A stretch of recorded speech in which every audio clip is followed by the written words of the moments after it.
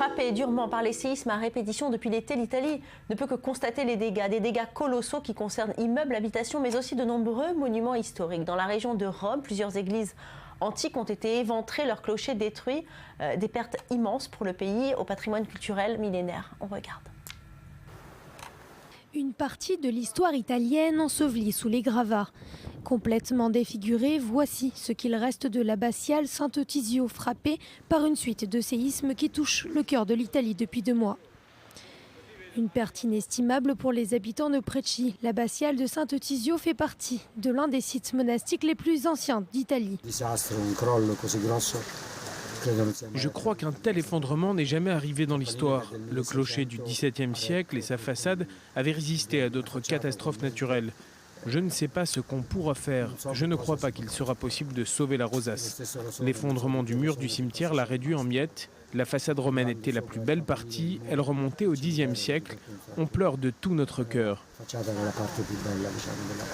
Datant du 5e siècle, l'abbaye bâtie par les anachorètes venus de Syrie est devenue le berceau du mouvement monastique bénédictin. Une richesse pour le peuple italien qui a marqué l'histoire religieuse, culturelle et économique du pays.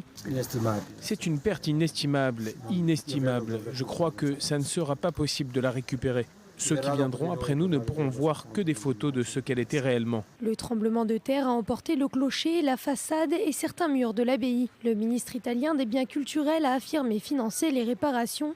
Selon les autorités, 5000 sites de ce type auraient subi les effets du séisme dans la région. Des monuments en péril en Italie, d'autres restaurés, notamment à Jéricho dans les territoires palestiniens où une mosaïque vieille de plusieurs siècles a été redécouverte. Jonathan Serrero, racontez-nous. Oui, une mosaïque datant de la période des Omeyyades. Alors qu'est-ce que c'est les Omeyyades? Les Omeyyades constituent la dynastie arabe des califes qui gouvernent le monde musulman de la moitié du 7e siècle à la moitié du 8e siècle avant l'ère vulgaire. À l'époque, les Omeyyades contrôlaient un territoire allant de la péninsule ibérique jusqu'à la Mecque en Arabie Saoudite, et parmi les territoires contrôlés par les Omeyyades, celui de la Terre Sainte et celle de la ville de Jéricho. Jéricho où vivait le 10e calife de la dynastie, Hicham ben Abdel Malik, c'est son nom, qui a fait construire donc un palais d'hiver malheureusement inachevé en raison toujours d'un tremblement de terre qui s'est produit en l'an 749 avant notre ère. Et il aura fallu attendre le 19e siècle, Jonathan, pour enfin découvrir ce site qui était enfoui dans les décombres de l'histoire. Oui, tout ce temps pour dépoussiérer ce qu'il est convenu d'appeler l'un des plus beaux trésors historiques du Moyen-Orient. On a donc redécouvert plusieurs hectares de terres agricoles, des bains, un complexe thermal et donc cette mosaïque intitulée l'Arbre de vie. Une mosaïque retrouvée en 1930 et remise au goût du jour en l'an 2000. Depuis, les ouvriers présents sur le site travaillent d'arrache-pied pour lui redonner son lustre d'antan. D'après les spécialistes et historiens, il s'agit tout simplement de la mosaïque la plus protégée, la plus vaste et la plus mieux conservée du Proche-Orient. On parle aussi d'un site, de l'un des sites les plus beaux, de l'une des plus belles mosaïques du monde.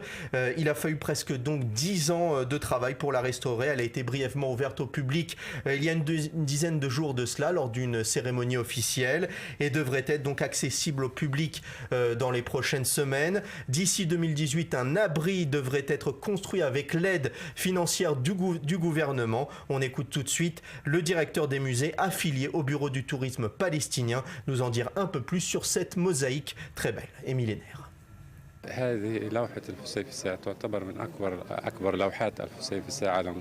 Cette mosaïque est l'une des plus grandes au Moyen-Orient, sinon au niveau mondial. Ses dimensions sont d'environ 827 mètres carrés, constituées de 38 motifs qui s'enlacent et forment une magnifique mosaïque qui s'accorde avec les murs, le plafond de ce bâtiment, surtout que le plafond était décoré avec du plâtre et cela forme un tableau complet et parfait.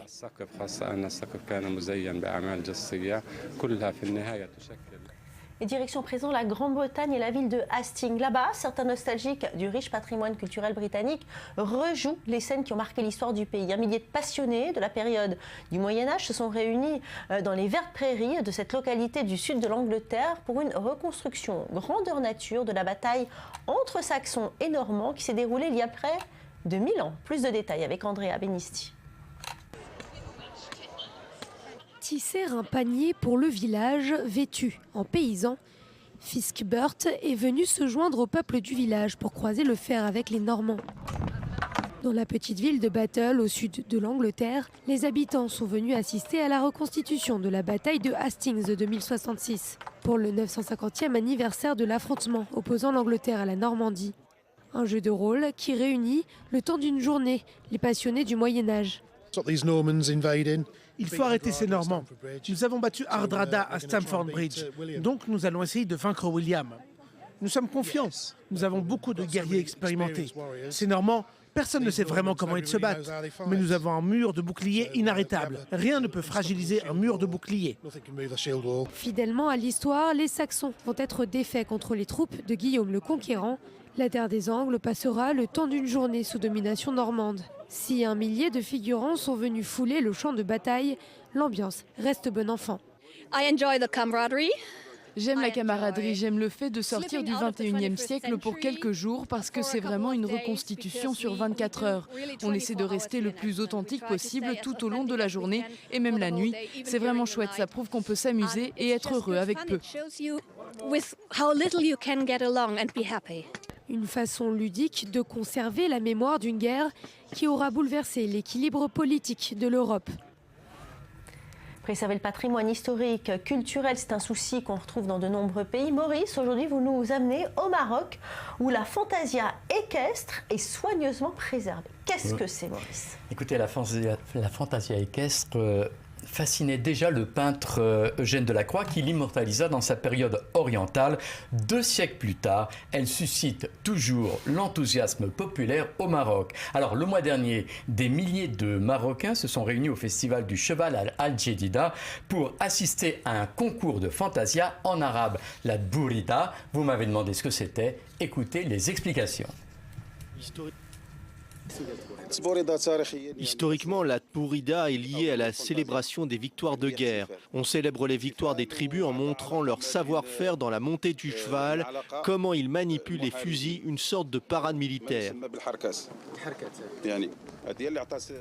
Voilà, alors il faut savoir que la Bourida, c'est surtout l'histoire d'une rencontre entre l'homme et le cheval, notamment le cheval barbe ou arabe barbe, une race typique d'Afrique du Nord de taille moyenne et plutôt calme et résistant. Arrivé en Europe il y a des siècles, l'animal était en vogue dans les cours royales sur les champs de bataille jusqu'à Napoléon. Alors si la fantasia est toujours célébrée et que la tradition est donc respectée, les Marocains s'inquiètent pour autre chose. Une autre partie de leur patrimoine, ce sont les oasis du sud du pays qui sont menacées à cause du réchauffement climatique. Oui, d'autant que pendant des siècles, les oasis, Valérie, ont formé un bouclier contre la désertification. Mais ces îlots de verdure sont aujourd'hui confrontés aux impacts des changements climatiques et souffrent de la sécheresse, vous l'avez dit. Le sable ne cesse d'avancer sur la ville et à perte de vue, des centaines de troncs de palmiers pourrissent sur une terre fissurée au milieu d'anciens ruisseaux totalement asséchés. En un siècle, il faut savoir que le Maroc a perdu ainsi les 2/3 de ses oasis. Écoutez un écologiste. On parle de déclin même des oasis si on n'intervient pas. Donc l'État marocain, déjà avec l'initiative de l'effort qui a été fait donc, avec plusieurs programmes, surtout le programme du plan Maroc vert pour la reconstitution de la palmeraie, les ressources en eau, donc c'est des fonds qui ont été déjà mobilisés, la création aussi de l'agence qui est dédiée à cet écosystème. Voilà, alors la préservation de ces écosystèmes est une des priorités de la COP22 qui vient d'ouvrir ses portes à Marrakech. Un plan baptisé l'Oasis durable, il sera présenté, Valérie. Alors maintenant, on va partir à la découverte de l'histoire méconnue des Tziganes de France. Une histoire marquée par la souffrance de lois d'exception décidées par le gouvernement français au début du siècle dernier et par leur déportation durant la Seconde Guerre mondiale. Aujourd'hui, les descendants de ces gens du voyage exigent réparation pour toutes les persécutions subies. Regardez. Quelques pierres, des marches esselées, une ancienne prison et des noms. Voici ce qu'il reste du plus grand camp d'internement tziganes français. Dans la famille de Jean Richard, 17 personnes ont été enfermées dans le camp de Montreuil-Bellay, une histoire taboue que lui-même ne découvre qu'à l'âge de 30 ans. Les anciens n'en parlaient pas, ils ne voulaient pas en parler.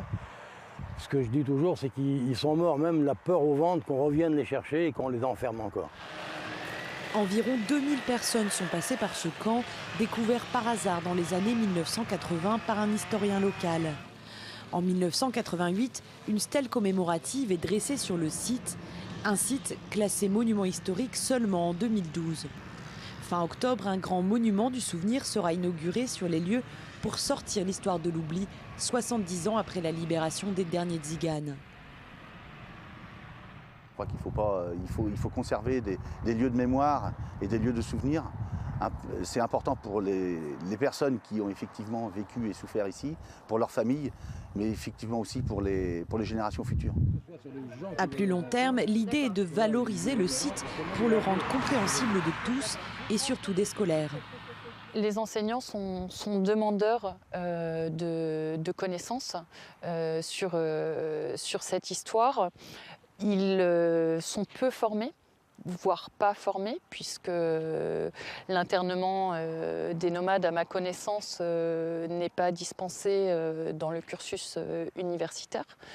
Donc c'est des enseignants qui ont tout à apprendre sur cette histoire-là. Pour la première fois, un hommage national sera rendu le 29 octobre aux familles internées pendant la Seconde Guerre mondiale. C'est la première fois dans notre histoire où on va nous reconnaître, on va nous faire passer de l'ombre à la lumière. On a existé, on va découvrir, parce que beaucoup de gens l'ignorent, on va découvrir ce qui s'est passé, on va découvrir ce que les anciens ont subi. Dans l'Hexagone, plus de 6000 personnes ont été internées dans une trentaine de camps gérés par Vichy à partir de 1940. Les derniers nomades ont été libérés en 1946, près de 2 ans après la libération de la France.